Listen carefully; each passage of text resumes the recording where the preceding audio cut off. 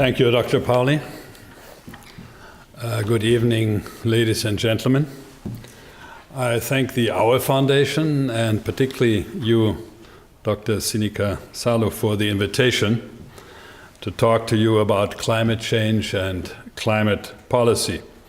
Appropriately, I believe, after a year that just ended, where we witnessed an extraordinarily hot summer without rain in many parts of the world and extreme weather events in others. My congratulations go to Finland and the Finnish society, because Finland has been for a long time among the leaders on this front in Europe, advocating more recently a net zero emissions target for the European Union by 2050.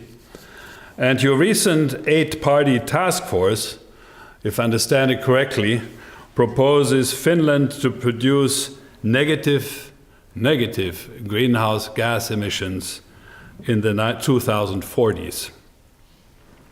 The climate theme has been featured in Marita's and my work. You mentioned, Sinikka, since 4 decades at the World Bank, first of all. In my case, also in government, as a member of the Red-Green coalition under Chancellor Schröder, when Germany started the renewable energy revolution. I continued later in investment banking, pioneering at that time with many other banks the green finance theme. It became a central theme for me again 9 years ago when I was involved in creating the European Climate Foundation, which I think on climate policy has become the probably most influential strategic philanthropy player in Europe, analyzing, innovating, influencing, coalition building, dialoguing with government, and tough campaigning. In my remarks tonight, let me first briefly address the climate policy challenges we face in Germany at present, very timely this week actually. Second, turn to the global challenges and policy requirements post-Paris Agreement, and conclude with what I believe are 3 central recommendations for accelerating and scaling action and impact on the ground. First, on Germany. Very much in the news and central to the national debate at present is the exit from lignite coal in Germany. As Germans, we should blush. Germany is world champion in particularly climate-damaging lignite coal production for power generation. 171 million tons in 2016, as compared to China with 140 million tons and the US with 71. I'm talking about lignite coal. In an international context where phasing out coal has become rightly the top priority. The social cost of phasing out and restructuring in Germany can be managed. For example, in one of the 3 lignite coal producing and using Länder or regions in Germany, the Lausitz in Saxony, in 1989, in the Lausitz, at the time of reunification, 80,000 people were directly or indirectly employed in the lignite sector. Today, less than 7,000. If, for example, the exit from lignite coal was determined to be 2035, 2/3 of those remaining employed in the lignite coal sector could be retired for age reasons alone. The coalition government, as you probably know, instituted a multi-sectoral federal commission on coal phase-out. to address the structural, social, and climate issues, and recommended, importantly, a path for a law in 2019 to enshrine. The Commission will report next week, but positions are still apart on the date of the final exit. Probably, I believe it will be between 2035 and 40. It should be 2030. The path, whether it's a linear phase out or a more ambitious curve in the early years, in order to meet the national CO2 emission targets, which I'll come back to later. And of course, then it's all about money. The compensation, the subsidies and transfers from the federal budget to the three lenders concerned, to their companies, to their social structures, probably large amounts for infrastructure and social payments. The amounts asked for by the three lenders as part of this co-commission are 60 billion euros over the next 40 years. That means 1.5 billion just for these three regions annually. Chancellor Merkel, because there was not sufficient progress in the first 9 months of the Commission's work, has now declared the agreement to be reached to be considered a Chefsache, to be handled at her level, in other words. So there might be now light at the end of this tunnel in this long saga of coal phase out in Germany. Germany, even more importantly, is missing its self-imposed ambitious climate targets for 2020, big time. Moving from climate leader in the world to a laggard internationally.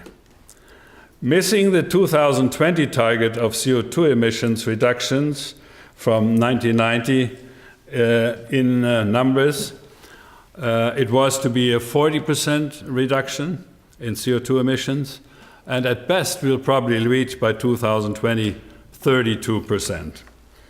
Prominently because of no ambitious reduction in coal-fired power generation, which I addressed, but also because of increase of emissions from transport and no major improvement in energy efficiency in urban environments, particularly in buildings. Germany has been a global leader on renewable energy transition, where it created the global market. To recall, industry, as late as the 1990s, predicted that the maximum share in energy production of renewables might be at some point 4%.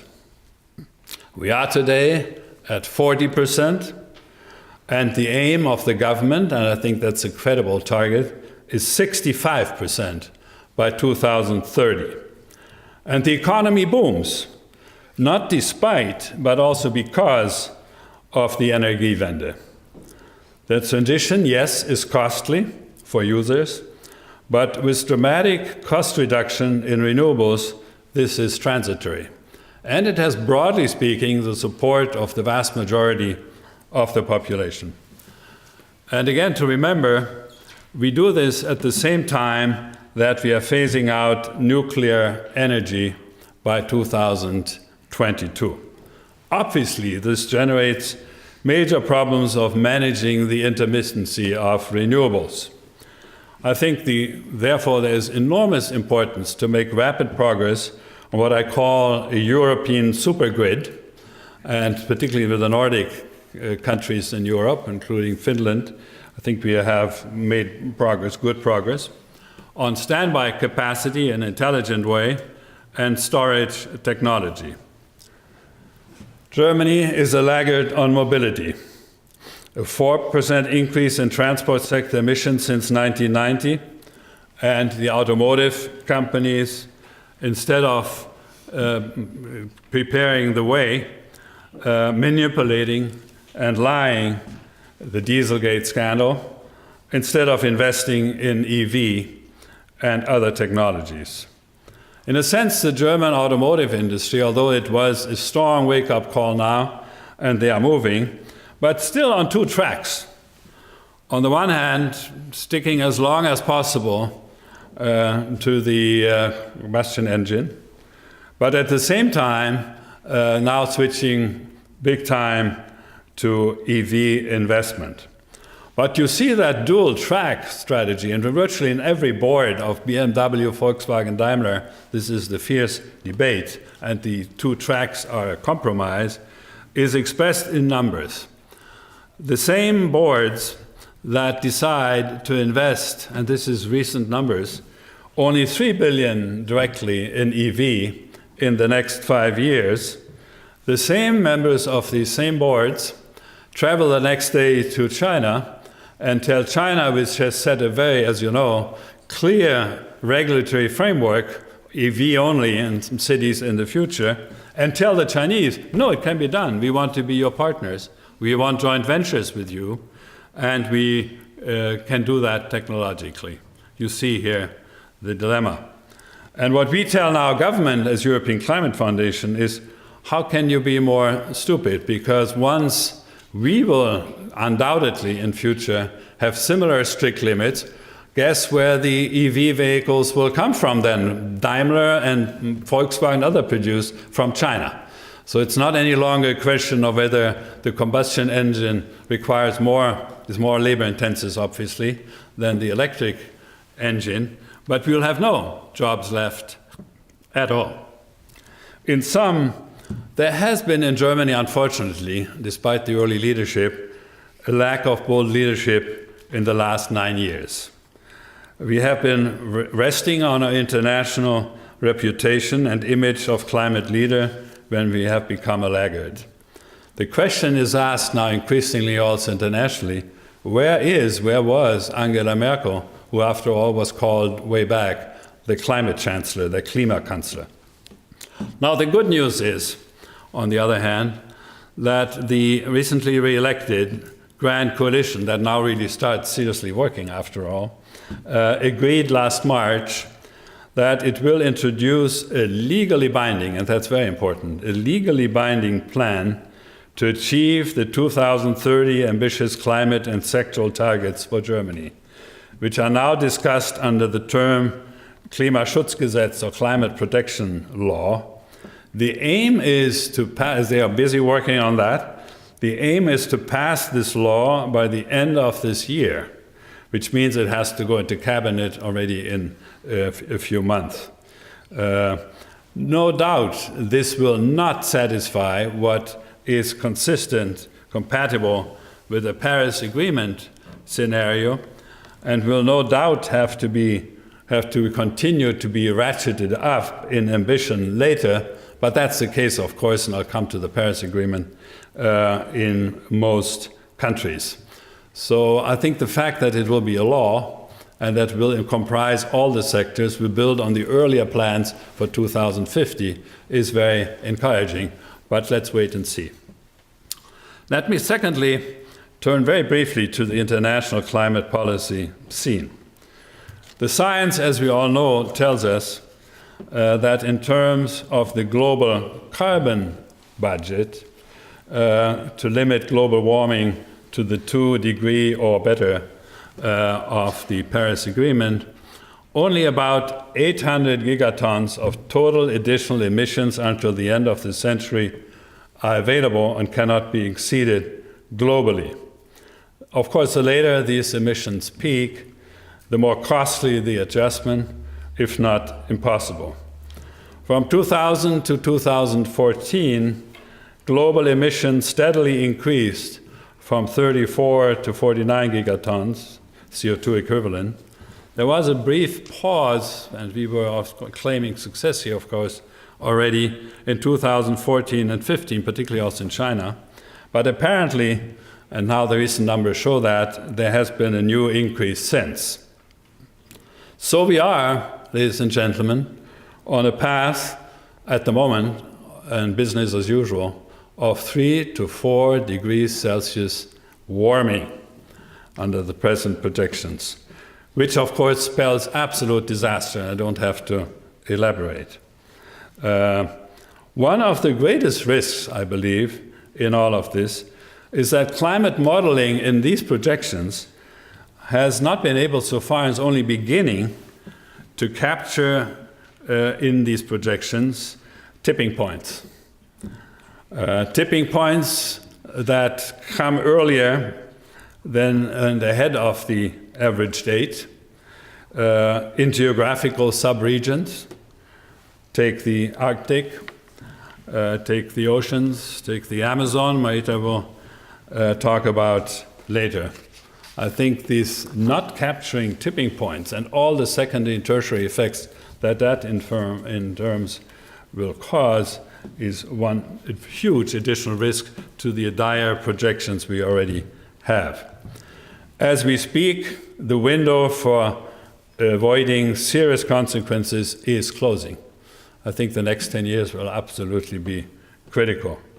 We must not want to wait and put our hopes in spectacular technology breakthroughs as a solution. What is being discussed, large-scale carbon sequestration, umbrellas in space to shade the Earth, many of these are at least most uncertain, risky, and costly. There are no substitutes. But all 21st century key technologies, I think that we should really move to, that all new developed 21st century key technologies should satisfy, as what I call a new categorical imperative, the criterion of sustainability. And we can do that. We now need, above technology, social breakthroughs. Don't have time to elaborate, but we all know that there's no escaping from fundamental behavioral change in coming decades among our societies. Most fundamentally, as economists, we have to rethink how we value, not only as economists, as societies, how we value long-term benefits and risks for future generations. The famous economic discount rates in economics, which distorts very much the short versus the long term.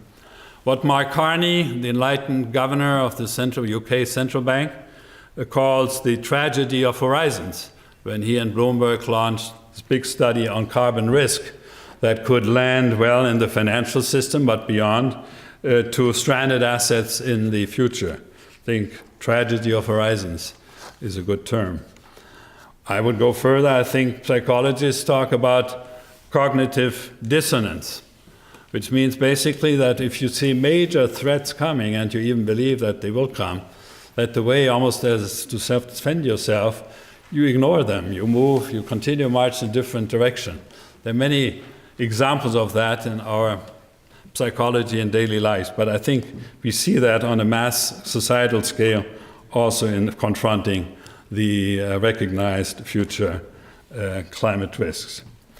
Mitigation as an imperative and not one of the variables simply in complex societal trade-offs and choices has to be applied. Examples where this has to be, where this should lead to, is of course big change in mobility concepts, eating, meat, the meat issue, work habits, how we move and work, and to capture much better in the way we set objectives and regulate beyond sectoral concepts. Opportunities for more sustainable living intersect and overlap. We must envision overall systemic life models, changing the way we live, move, eat, and reconceptualize our cities accordingly. Much is discussed. And I see particularly in Scandinavia very good examples actually in many cities already. Much more is required. So is all this too little too late? I'm afraid at the moment it clearly is. The climate policy agenda post-Paris is not ambitious enough. Paris was a huge success. We have Lawrence Tubiana, who was probably one of the main architects of the Paris Agreement, now as the CEO of our European Climate Foundation. We worked closely in preparation of the Paris Agreement together with her. And Katowice recently has at least not been a failure. It has in fact been, in the very end, a good step forward on the path as agreed before. But of course, after the 1.5 degree IPCC report that also came out lately, it lacks, again, the ambition that would now be required. So let me, in concluding, come to what I believe are three central policy areas for action. Not new, but to accelerate it and to be scaled. First is to raise ambition of the Paris nationally determined contributions. You know, it's a bottom-up process, Paris. These are voluntary. The Paris process and timetable of ratcheting up the ambitions is absolutely critical. Europe should lead and has led this political process. And I welcome, therefore, what I said at the outset, the present debate in Finland. But beyond national governments, we need a similar set of commitments, objectives, and leadership at the subnational level. States, cities, alliances of private sector companies, civil society. And what I think Jerry Brown in California did last fall, calling the Global Climate Action Summit, which was, despite Trump, enormously powerful in the US, with governors, with mayors, with companies, is a very good example on how this could play at subnational level in tandem with business and society at large. We have to develop the systems approach, the intersectoral one. We have to talk about health and climate, food and climate, link energy transition to mobility and urban transitions. And again, in Scandinavia, there are some very good examples of this already. What we called in the first report, which we prepared, I think, in a very timely fashion before the Paris agreement, what we called better in the New Climate Economy Commission, what we called better growth is better climate, and better climate is better growth.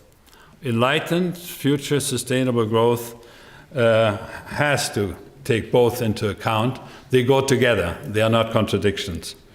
And I think that had an impact also among classical economists. So that's one, the ambition at national and subnational level. The second area for major action is carbon pricing. We have to systematically price this externality. For economists, that's a given. And rather than having fossil fuel subsidies, just the opposite, to move to carbon pricing. Carbon tax, emissions trading systems. I think we need both. We need tax and we need emissions trading and many variations on the theme. And we have to do this with many experiments and demonstrations leading the way. The ETS in Europe, the emissions trading system, which was in a sense repaired, is now beginning to work reasonably well. We are above $20 a ton, and I think it will be working even better in the future. Carbon pricing at the subnational level is possible, and particularly in the US, where of course is a no-no at the federal level. US states and Canadian provinces are going ahead, California prominently, and that builds pace. California's emissions trading system is expected to reduce greenhouse gas emissions by more than 16% between 2013 and 2020. Let's see next year whether they reach that. And by an additional 40% by 2030. A pan-Canadian carbon price will be implemented this year, And carbon taxes are scheduled to come into force in, to mention some examples, Argentina, Singapore, and South Africa also this year. China has been scaling ETS pilots in 7 provinces. The long-awaited scheme was recently beset by some delays after being initially scheduled to go national, building on these 7 pilots in 2017. But they are on the move.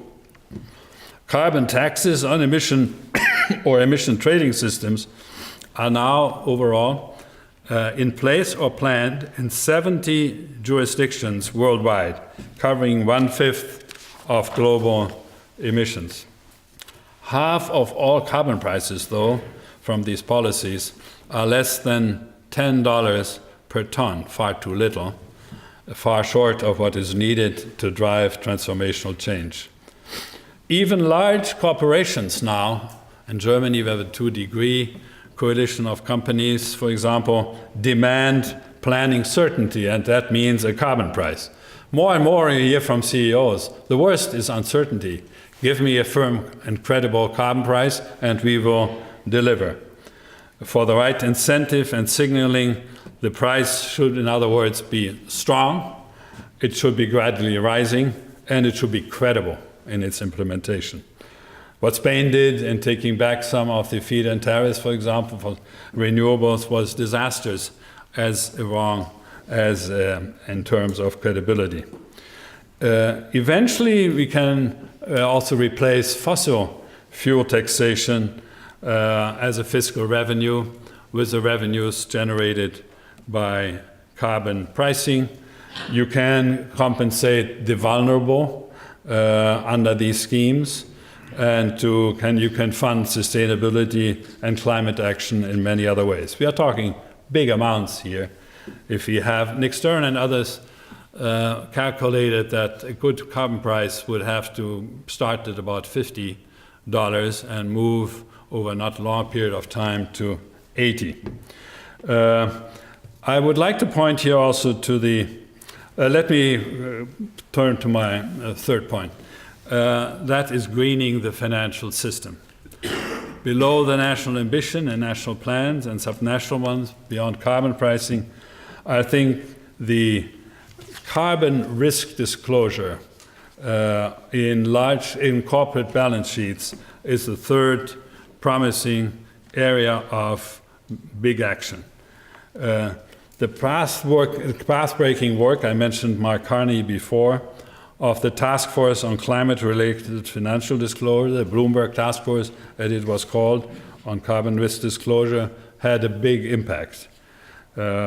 Avoiding stranded assets because of climate change and policy adjustments rang a bell with many in the private sector. The Climate Action Alliance, now called Climate Action 100+, is an investor-led initiative calling on companies across the economy to improve their governance on climate change, curb emissions, and strengthen climate-related financial disclosure.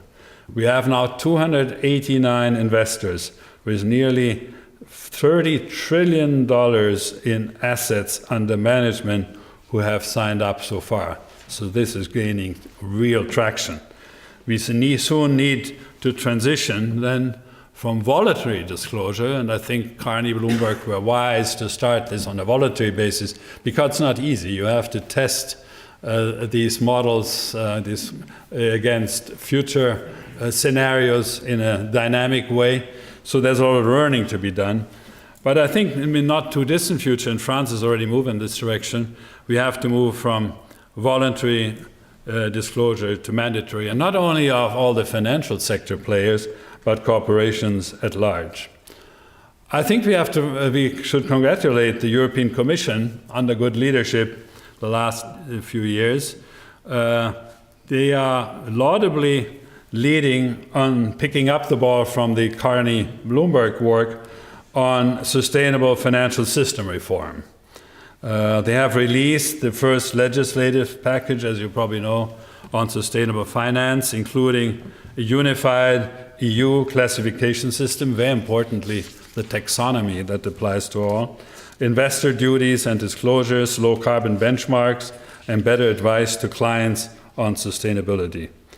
This has to be carried into the new Commission this year. We know from the past, many of us, how often this work and leadership is disrupted by elections and new councils and commissions. So it's very important that it's carried into the next Commission at the end of the year. And then there is the central banks. The Central Banks and Supervisors Network for Greening the Financial System, NGFS, was launched at the One Planet Summit in Paris and has been expanding since then. The European Central Bank, for example, the Deutsche Bundesbank, the Banque de France, Bank of England, the Chinese Central Bank are part of this group. I think leadership from central banks in the financial sector is very important. These are three enormous areas for action. Again, ratcheting up national ambition, carbon pricing, and risk disclosure. They require strong leadership from governments, which we see only in a very patchy way at the moment. They require these alliances of far-sighted private sector players, the willing coalitions, and civil society at large, and of course, all of us. A few promising examples in terms of such alliances. I see at the government level an alliance in many of these issues, and I've seen that from my own experience, between Europe, China, and California emerging, a very interesting combination, as well as of mayors of the big cities joining hands. The European Climate Fund is secretariat to this coalition of mayors. I think by now it's 46 mayors or more. I see another example in the private sector where groups of long-term asset owners and managers, pension funds and reinsurers taking the lead. I believe from my experience in government, private sector and the World Bank that very often these days the sequence of inducing change has become a different one. What do I mean? In the past, civil society, the public demanded governments, well-functioning governments and regulators set the policy framework, and then business filled in and acted within this framework. It doesn't work that way anymore. Politicians are completely overburdened. They are reactive and not proactive. And I think a different sequence has to be established. And we see evidence of that, where again, civil society very strongly demands, but then it's alliances of private sector leaders, of NGOs and others who ask for the framework, who work out the details even, and test this. And then politicians will wake up and feel comfortable, also in view of their next elections, to fill in. It's a very different model, actually, of change management. The theory of change has changed. So in civil society, the big philanthropic funders, networks of NGOs, prominently also our European Climate Foundation, can play a major role in encouraging shareholder activists and citizens groups to take the lead. It is for all of us to join this fight actively for the sake of our grandchildren. Thank you very much.